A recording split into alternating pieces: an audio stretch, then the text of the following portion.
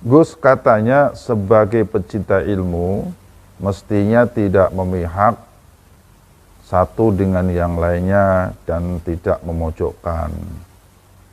Ini mungkin pertanyaannya berkaitan dengan masalah nasab ya. Saya dari awal katakan, saya ini suka ilmu, pecinta ilmu.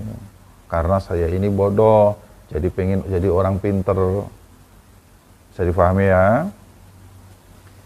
Karena itulah maka hasanah ilmu yang dibawa oleh Kiai Imaduddin itu pun kami kaji kembali kebenarannya. Sehingga kitab-kitab nasab yang mungkin sudah tertidur selama puluhan tahun bahkan ratusan tahun akhirnya dibuka-buka kembali. Rame sekarang di media sosial, begitu ceritanya. Lalu bertemulah saya dengan beliau pada acara Gotraswala di Benda Kerep 30 Juli beberapa waktu yang lalu. Awalnya juga tidak serta-merta kita langsung satu hati, satu kata, sepakat saya sekata. Enggak, ini pun melalui proses yang panjang. Bahkan setelah ketemu beliau pun kami juga mendengarkan dari beliau, kami juga mendengarkan dari saudara-saudara kami yang lain di Aceh. Berdasarkan beberapa hal yang kami juga sama-sama kaji sebelumnya, maka memang keputusannya saya sepakat bahwasanya Ba'alawi silsilahnya sampai Rasulullah SAW adalah mukhtalafun fih. Ini sebetulnya tidak memihak siapapun. Ini keputusan yang menurut saya sangat bijak. Tidak membenarkan 100% kepada Kiai Imaduddin, juga tidak membenarkan 100% kepada pihak lain yang dimaksud.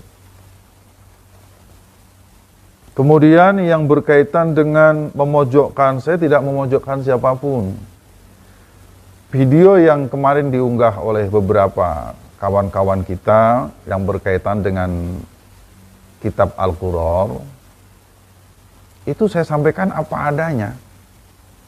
Pada halaman yang kami maksud, 108 ada, 112 ada, 115 ada, 117 ada kalau tidak salah.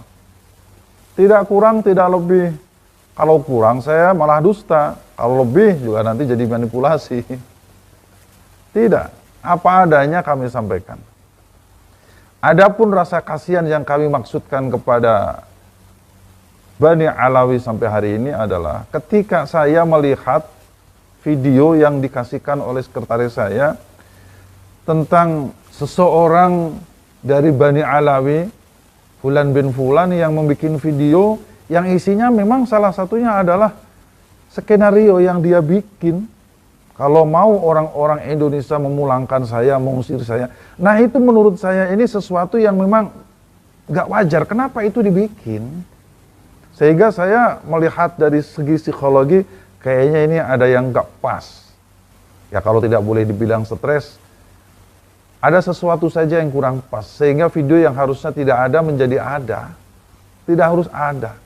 Sebab tidak ada satupun di antara siapapun yang saya lihat sampai hari ini bermaksud untuk mengusir siapapun. Tidak ya. Jadi sebetulnya kalau sering dibahas, saya malah kasihan. Kasihan itu bukan apa-apa. Satu, salah 100% belum tentu, benar 100% juga belum tentu. Tapi kan yang hari ini terjadi di medsos kan dibully habis-habisan mereka. Jadi kalau kita bahas lagi, ya habis waktu kita untuk bahas sesuatu yang memang masih debatable. Makanya disebut dengan mukhtalafun fih. Karena mukhtalafun fih, maka kewajiban bagi orang yang merasa dirinya kurang berkenan untuk menunjukkan bukti-bukti kuat sehingga hujahnya bisa mengalahkan hujah yang diputuskan di Benda Kerep yang tadinya diragukan menjadi sahih. Bisa difahami ya? Alhamdulillah. Yang berikutnya, Gus di video yang berkaitan dengan kitab Al-Ghurrar disebut sebagai dusta. Ya tunjukkan saja dustanya di mana. Sekali lagi kan kitabnya jelas, halamannya jelas. Referensinya saja yang tidak Gus sebutkan. Ya waktunya habis dong kalau menyebutkan bla bla bla bla. Itu adalah ranah beliau yang kira-kira merasa kurang nyaman dengan video begitu, sehingga hasanah ilmu itu terus berkembang. Itu ya, kalau mau merasa kurang lengkap ya dilengkapi oleh beliau saja. Tidak ada yang salah itu. Tidak ada yang salah. Yang kami sampaikan tidak mengurangi, tidak menambahkan. Bisa difahami ya? Alhamdulillah. Kalau masalah referensinya kurang kuat, monggo diperkuat saja. Yang pasti yang kami bahas ini adalah kitab nasab, bukan kitab sejarah. Semua penulisnya ahli nasab, bukan ahli sejarah. Pertanyaan berikutnya adalah, saya dengar dulu Gus pernah memiliki surat yang menunjukkan tentang keabsahan dzurriyyah Nabi dari seseorang yang ada di Iran. Memang dulu kalau tidak salah pernah kita sampaikan ya. Pernah kita sampaikan. Dan kalau tidak salah juga pernah diupload belum? Suratnya yang dari Syekh Sayyid Mahdi Ar-Raja'i belum ya? Belum. Hari ini kita upload. Sekarang kita upload ya. Kita akan upload, saya akan bacakan. Saya pernah menerima surat dari Sayyid Mahdi Ar-Raja'i. Beliau termasuk pentahqiq ilmu nasab, kitab-kitab nasab ya. Salah satunya yang pernah beliau tahqiq adalah kitab Umdah Thalib, dan juga ada kitab Asy-Syajarah Mubarakah. Beliau ini salah satu murid daripada Ayatullah Sayyid Muhammad Mar'ashi. Ini perlu kami sampaikan, bukan berarti saya membela A, membela B. Saya tidak membela A, tidak membela B, tidak serta membenarkan si A, tidak serta menyalahkan si B. Saya adalah sebagai pecinta ilmu. Sebagai pecinta ilmu, maka hasanah ilmu apapun, termasuk ilmu yang datang ini, suratnya dari Iran, ini pun akan saya bacakan. Kenapa demikian? Supaya rame dunia ini, daripada diramaikan dengan hal-hal yang tidak ada nilai positifnya. Kalau diramaikan dengan hasanah ilmu kan rame. Dan saya senang itu. Jangankan ilmu hal, ilmu nasab, ilmu macam-macam. Ilmu-ilmu tentang apa itu kemarin saya dikasih oleh sekretaris bagaimana cara membuka motor yang sudah dikunci dengan menggunakan kantong tempat. Itu saja saya pelajari karena bagi saya itu adalah ilmu. Apalagi ini ilmu-ilmu tentang nasab ya, yang cukup perlu untuk difahami oleh semua pihak. Silakan di close suratnya. Akan kita bacakan dengan menggunakan bahasa Indonesia. Setelah kami bacakan, monggo direspon, ditimbang-timbang keputusannya bagaimana jenengan semua. Bukan bagaimana saya. Dah saya mah, tak ulangi lagi. Bersama sepakat terhadap apa yang disampaikan Kiai Maduddin, bahkan bersama-sama memutuskan tentang mukhtalafun fih, atas nasab Pahlawi sampai ke Kanjeng Rasulullah Muhammad sallallahu alaihi wasallam. Bismillahirrahmanirrahim. Alhamdulillahi rabbil alamin. Wassalatu wassalamu ala sayyidina wa habibana Abil Qasim, dan seterusnya supaya ringkas. Akhir-akhir ini telah sampai kepada kami informasi mengenai adanya keraguan atau pengingkaran terhadap nasab Saddah Bani Alawi. Keraguan dan pengingkaran ini disampaikan oleh kalangan yang berminat dengan ilmu nasab maupun kalangan pelajar agama yang memiliki pengaruh di media sosial.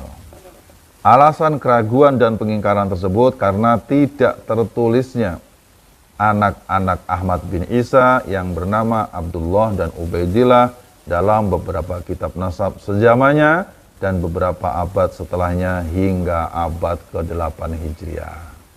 Sebagai peneliti dan pentahqiq turat ilmu nasab Islam yang telah meneliti dan menulis di bidang ini selama puluhan tahun, saya ingin menegaskan bahwa Bani Alawi adalah sadah keturunan Ahmad bin Isa al-Muhajir melalui anaknya bernama Abdullah yang dikenal juga dengan Ubaidillah. Keabsahan nasab sadah Bani Alawi secara fikih, ilmu, berbagai fakta sejarah, serta takrir para ulama nasab telah menjadi kemasyhuran, ya, syuhrah selama berabad-abad lamanya.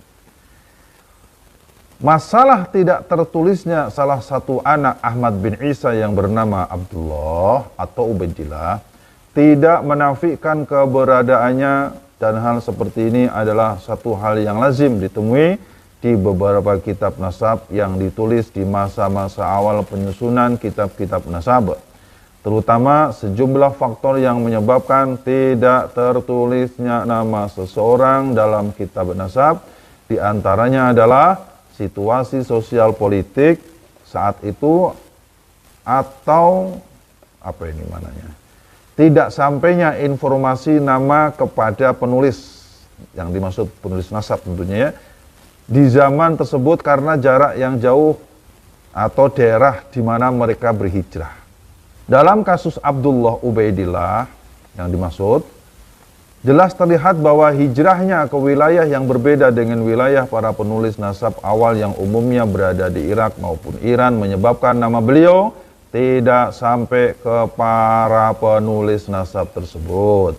Demikian takrir ini dibuat untuk memberikan kejelasan bagi yang ingin mengetahuinya dan agar menghilangkan keraguan terhadap absahnya nasab Bani Alawi yang bersambung kepada Imam Husain alaihissalam. Akhir kata, saya memohon kepada Allah Subhanahu wa Ta'ala agar kita semua semakin sukses dalam menjaga kesucian dan kecintaan kepada Ahlul Bait Rasulullah Shallallahu Alaihi Wasallam dan dzurriyyahnya mereka yang mulia. 16 RDPS 1402, 15 Syawal 1444 Hijriah, beberapa waktu yang lalu tentunya. Nah, surat yang tadi saya baca itu ditulis oleh Sayyid Mahdi Roja'i. Beliau salah satu ahli nasab terkenal ya di Irak. Mungkin sudah mendunia namanya karena beberapa kitab pernah beliau tulis. Saudaraku yang budiman yang dirahmati oleh Allah Subhanahu wa Ta'ala, saya teruskan pertanyaan yang berikutnya. Gus, apakah Gus adalah pencinta dzurriyyah Nabi? Saya sangat mencintai dzurriyyah Nabi. Barangkali mungkin sebelum saya lahir kali. Karena leluhur-leluhur saya sangat mencintai dzurriyyah Nabi. Yang berikutnya adalah, Gus, apakah Gus adalah dzurriyyah Nabi? Saya tidak pernah mengaku saya dzurriyyah Nabi. Jauh. Gak pantas ya, saya mah orang banyak dosa dan maksiat. Dzurriyyah wali aja juga rasanya tidak pantas. Yang pasti saya hari ini adalah Rois Am, pengurus besar Forum Silaturahim Dzurriyyah Wali Songo. Itu yang sudah pasti. Yang pasti saya adalah Ketua DPW Ikatan Pesantren Indonesia Provinsi Jawa Barat. Itu yang sudah pasti. Yang pasti saya mengurus, mendidik anak-anak di pesantren saya, Darul Ma'rifah. Itu sudah pasti. Ya. Terima kasih ini atas pertanyaannya. Masih ada lagi nggak selain ini?